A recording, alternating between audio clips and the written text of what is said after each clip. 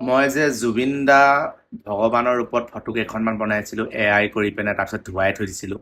সেইখন ফটো মই যেতিয়া ফেচবুকত এৰি দিলোঁ, মানে ইনষ্টা আৰু ফেচবুকত, তেতিয়া ফটোকেইখন পাই আমাৰ কেকে দায়ো ফটোকেইখন আপলোড দিছে ইনষ্টাগ্ৰামত। দেখুৱাম নেকি?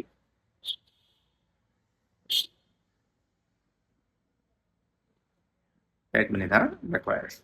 গৈছোঁ মানে শ্ল' চলাওঁ যেন মই বস্তুবোৰ। কেকে দায়ো দি থৈছে ফটোকেইখন।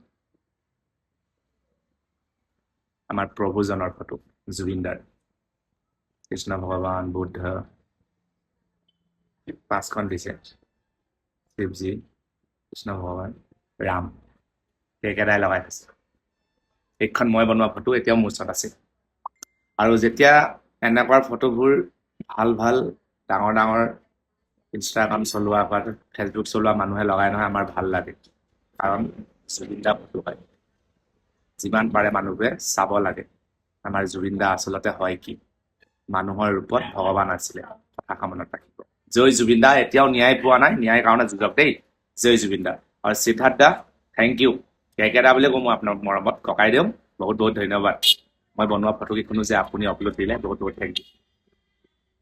Thank U.